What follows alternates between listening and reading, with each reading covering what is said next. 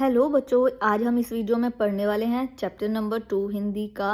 और मेरे पास class third की हिंदी की बुक है। कवर पेज आपको स्क्रीन पर दिख रहा होगा। तो ये बुक अगर आपके स्कूल में भी लगी हुई है, आप भी इस बुक को पढ़ रहे हैं, तो इसके सारे चैप्टर मैं आने वाली वीडियो में कंप्लीट कराने वाली हूँ। इस वीडियो में हम चैप्टर 2 को पढ़ेंगे और चैप्टर का नेम है प्रकृति का जादू।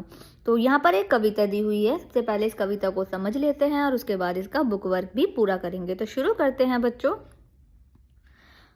तो देखिए यहाँ पर सबसे पहले लाइन में लिखा हुआ है कि देखिए ये जो कविता है ये सोहनलाल द्विवेदी द्वारा लिखी गई है। कवि हैं जो प्रकृति के अलग अलग रूपों के माध्यम से हमें जीवन के अनमोल सीख दे रहे हैं कि प्रकृति में जो चीज़ें हैं, जो हमें जो चीज़ें सिखा रही हैं, उनका उन्होंने यहाँ पर वर्णन किया है। तो अब हम समझते हैं। जैसे कि पर्वत कहता शीश उठाकर तुम भी ऊंचे बन जाओ। इसका मतलब है जो पर्वत है यानी जो पहाड़ हैं वो हमें ये मैसेज देते हैं कि हमें अपना सिर गर्व और सम्मान से उठाकर जीना चाहिए। वह हमें अपने चरित्र और कार्यों में इतना महान बनने के लिए कहता है कि हम भी पर्वत की तरह ऊंचे दिखाई दें। इसके बाद देखिए अगला, सागर कहता है लहराकर मन में गहराई लाओ। तो इसका मतलब है इसका मतलब है लहराता हुआ जो समुद्र है, जो हमें सिखाता है कि जिस तरह वह गहरा है लेकिन शांत है, उसी तरह हमारे विचारों और मन में भी गहराई होनी चाहिए। इसके बाद देखिए, समझ रहे हो क्या कहती है उठ उठ गिर गिर तरल तरंग। तो इसका मतलब यहाँ कवि पूछते हैं कि क्या आप पानी की उन तरंगों की बात समझ पा रहे हैं जो बार बार उठती और गिरती है। भर लो अपने मन में मीठी मीठी मृदुल उमंग।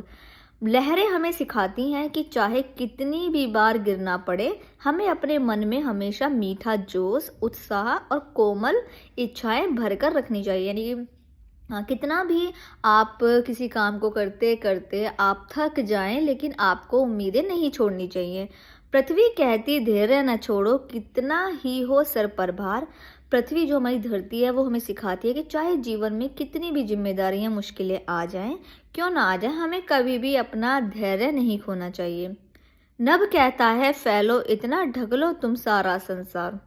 जो आसमान है वो कहता है हमें अपनी सोच और कार्य को इतना विस्तार देने के लिए वो कहता है कि हम अपनी अच्छाई और यश से पूरे संसार को ढक लें, यानी पूरी दुनिया में अपना नाम रोशन करें। तो यहाँ पर ये जो कहानी, ये जो जिस तरीके से बताई गई है, जिस तरीके से कविता में प्रकृति द्वारा समझाया गया है, बहुत अच्छी कविता है, ये आपको याद करनी है। और इसके बाद देखिए इसमें दिया हुआ है आगे बुक वर्क, जो हम पूरा करेंगे। शब्दार्थ आपको अपनी नोटबुक में कर लेने हैं।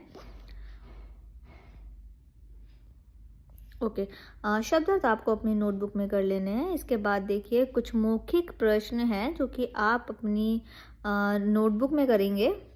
मैंने इनके जो उत्तर हैं वो सामने लिख दिए हैं। इसके बाद सही विकल्प हैं, जल्दी से टिक कर लीजिए। इसके बाद नेक्स्ट पेज पर आ जाइए। इसके बाद यहाँ पर पंक्तियाँ पूर्ण करनी है। तो मैंने यहाँ पर ये भी फिल कर दिया है, सही गलत पे निशान भी लगा दिए हैं। आप जल्दी जल्दी से अपना जो बुक वर्क है वो फिल कर लीजिए। इसके बाद है प्रश्न के उत्तर, जो कि मैंने यहाँ पर लिख दिए हैं। इसके बाद यहाँ पर नीचे दिए गए शब्दों को शुद्ध करके लिखना है। गलत लिखे हुए हैं सही शब्द लिखने हैं और यहाँ पर इनके विलोम शब्द लिखने हैं। तो यहाँ पर ये मैंने फिल कर दिया है।